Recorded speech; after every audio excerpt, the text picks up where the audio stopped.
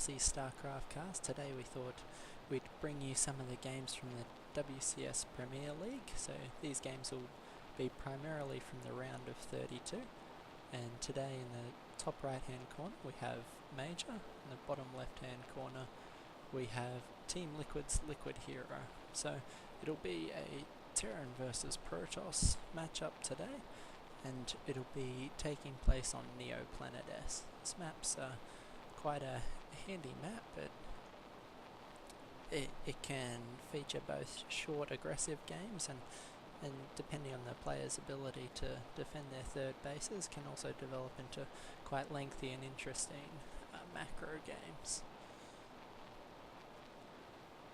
So it'll be interesting to see whether LiquidHero goes for his fairly patented early aggression, even in Protoss vs Terran matchup. Traditionally, Protoss suffer in the early game against the Terran bio, but we've seen in lots of recent matches LiquidHero's ability to put on that early pressure in spite of the seeming disadvantage that Protoss have. Just to fill you in on some of the tournament details, the Premier League is an invitational tournament held in the US.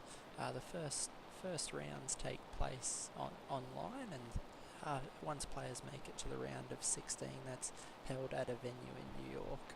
Players are competing for a number of things, from cash through to WCS points. I believe the total prize pool for the tournament is $100,000, with $20,000 being the first place prize. First place also takes home 1,500 of the coveted WCS points to help determine their placing in further tournaments. So if we take a look, we see a pretty standard opening from Major. He's got 3 in gas. Down in LiquidHero's base, you can see him going for a standard gateway opening. Both gas guys is up, and it'll be interesting to see whether he goes for a quick mothership core to put on that early pressure. You can see both players moving out to scout. Major electing to take the top route, and LiquidHero taking the bottom. You can see already on this map how it can develop into quite an interesting and aggressive map, because players have a number of paths to take to their opponent's base, from these central 2 paths to these outer paths here. So it is, if you're not careful, quite easy to entirely miss your opponent's army and end up in a base race scenario. You can see here Major using an early Reaper to take out that scout and shut down LiquidHero's knowledge of his base. At the same time, he's pulled 3 out of gas and put them back onto minerals. So what obviously is early game scenario hinges on a mineral heavy expansion, as we can see down here. He's elected to drop that fairly quick command center, and over on this side he's now using the Reaper to scout. Hero's reacted with his first Zealot and his Stalker and his Mothership core to try and shut down this harass, and then I think we'll see him move out and be quite aggressive with these early units. Hero does love to pile on the pressure. You can see he's sending the Zealot one way and the Stalker the other. Unfortunately, the quick movement speed on that Reaper is allowing it to escape and regenerate health with its combat drugs ability. You can see that he's popped up his first bunker and got a few Marines in there to help try and shut down this early pressure. You can see Hero's poking that a little bit, just using the recharge on the shields on the Stalker to get a bit of preliminary damage. And we'll see how he decides to react. Command center's almost finished for Major, and we can see that Hero's dropped his own expansion. So we can also see in his base his warp gate's almost finished, and he's also dropping a Twilight Council. So it'll be interesting to see whether this is for a Zealot charge, or whether he plans to use this site that the Mothership core is giving him to try and do some sort of blink aggression into the main base. See, it's quite difficult for this bunker down here to cover this fairly long ridge here, so if Hero takes blink, he could easily play back and forward across here and perhaps cause some chaos in the expansion with his mothership core while he's moving blink stalkers in and out of the main base. Here we go, we can see his other gateways dropping now that his expansion's up. It'd be interesting to see economically who's had, as you'd expect, Terran with its early mules and sooner expansions ahead on the income by about 250 minerals. But Hero's been persistently annoying with his mothership core, using it to snipe the SCV that's constructing this factory here, delaying Major's tech just a little bit. Major's defense at the moment is primarily Marines, which is a bit susceptible to the aggression from Hero, but as we see, managed to move out with the bunkered Marines and catch it in the open. You can see Hero is chrono boosting out some workers to catch up on that income tab, and now that these mules are wearing off, he's actually caught up quite well in minerals, and we have 34 harvesters to 34, so it's quite an even income game at this point.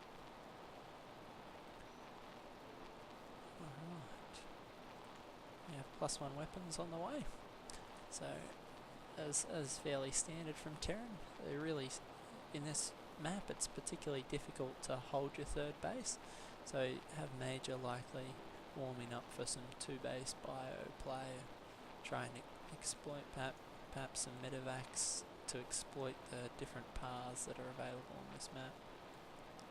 You can see Hero moving out along the top of the map, establishing his proxy pylons, trying to ensure that he can reinforce this quite readily. He himself has +1 armor on the way, which is an interesting choice. Probably looking to make those stalkers that we see over here a little bit more durable. And yes, he has got the blink upgrade. So we'll see a bit of early stalker aggression, probably playing back and forward across this ridge and trying to delay and force these Marines and Marauders to go backward and forward. It's quite clever. Oh, nice time warp there on the ramp. It'll mean these units will really suffer to try and engage, and so that Hero is actually quite nicely able to engage part of this army at a time, and with a little bit of blink stalker micro. Let's see how he managed to trade. The units lost. We see 800 for Major and 625 for LiquidHero, so you can see he's actually traded quite well, in fact, in spite of the fact that his units are quite expensive. So you can see just the grade of player that Hero is, able to take some of these engagements, but if he stands toe to toe with this stemmed up bio for much longer, we may see it rapidly go the other way, and indeed we can see Majors starting to pull ahead now as the blink stalker micro sort of loses its edge. Once you're out of shields, it can quite quickly become very difficult to trade effectively. Alright, as expected, we have some medevacs on the way. Major will probably use those to try and drop the main or drop the expansion while putting pressure on the other bases. But you can see that Heroes insatiable. These stalkers are still out in the map, roaming around and putting some pressure on. So we have the 3 racks pressure going up against. Ooh, Heroes thrown on some additional gateways, so we have 6 gateways in the main. He's also dropping the zealot legs to try and make it a little bit easier to engage that bio force, get some tankier zealots out in front of these blink stalkers. See Major moving up to clear out these proxy pylons. Hopefully he'll be looking to move this command center over and establish his 3rd base. Hero being a bit cheeky, warping in some late zealots there, and probably yep, indeed it's a dual prong attack. He's putting some pressure on the expansion to force Major to engage multiple targets at once. Interesting to see what late game tech Hero goes for. You can see he's thrown down his Templar archives, and he's already popped out Storm upgrades. Yep, we can see that Storm's already on the map, as well as going up against the 1-1 bio. We've got the 1 armoured Protoss. You can see a few Templar chilling out here in the middle of the map. him Hero trying to protect those very vulnerable Templar. So he's working on his waiting for his energy so that he can cast a few of those storms at a time. So he's quite cleverly leaving some high Templar at home. These are very likely to deny incoming drops, as feedback on a medevac can do substantial damage, as can a storm on a group of tightly clumped marine marauder bio. See that Major's expanded to include some Widow Mines as well. And Widow Mines are exceptionally effective against the Protoss Death Ball. If you stumble into those by mistake, you'll find the area of effect on that Sentinel missile payload just absolutely rips through tightly clumped groups of Protoss units. Does extra shield damage against Protoss, so it's actually quite effective. Particularly when you've got a relatively cheap Widow Mine, one-shotting a Stalker, it's highly effective. But we can see that Hero abused the splash damage by charging the Zealots into the Marines and Marauders. That Sentinel missile probably did as much damage to the bio as it did to the Protoss units. You can see I'm trading quite effectively now. There's not enough units left on the ground to actually do the damage to the Protoss force. Plenty of medevacs, but not enough bio, and we see Hero blinking forward and cleaning out the last of these bio units.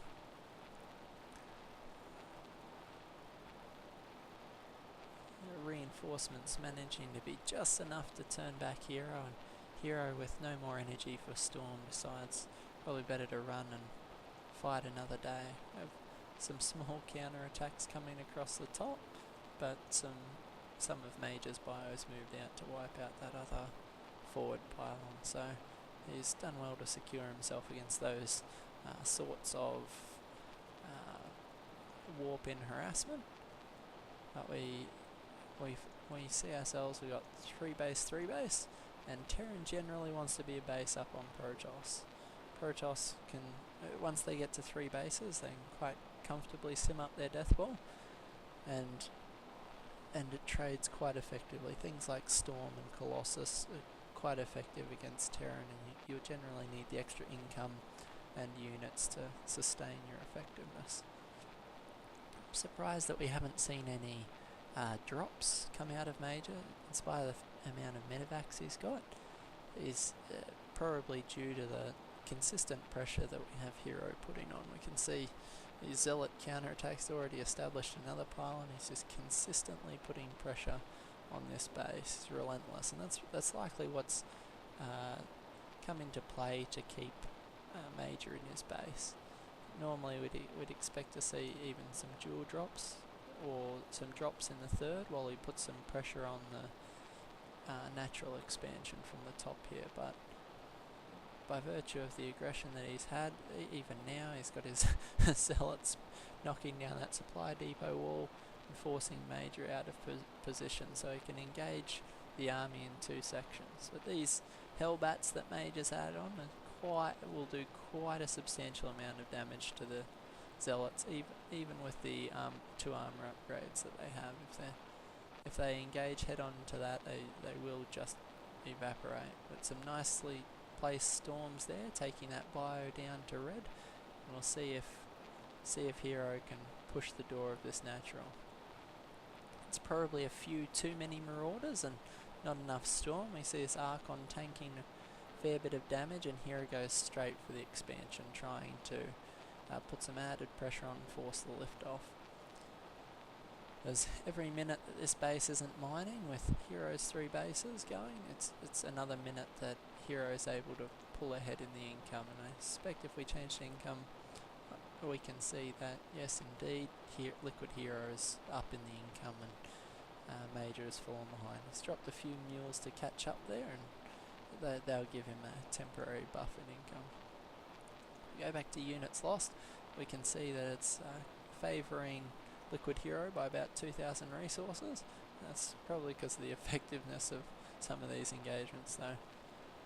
Right as I say that, he stumbles over one of those Widow Mines and takes out the Stalker. while he's been harassing, Hero's used the opportunity to drop his robotic spay to get some Colossus, and the timing of this is fantastic. We see Major trying to put out some Vikings 4 at a time to counter this, but Hero's timing is probably going to come out in the 40 odd seconds these take to build. He'll likely have a few more quite effective engagements. The one Viking, not enough to stop these Colossus raking in a massive amount of kills, 9 kills and 3 kills, and the Protoss ground army is just pushing straight over the top of the Terran bio, a stimmed bio, dying in 2 to 3 shots, and we have Major GGing out of the game. So we have LiquidHero 1 up on Major in a best of 3 tournament. We'll see game 2 whether Major can bring this back to even for a deciding third game, or whether LiquidHero can take the second match and go 2-0 into the next round of this tournament. Thanks for listening, guys. If you liked the video, please give us a thumbs up or subscribe. We'll be bringing you a stack more of the WCS Premier League right after this.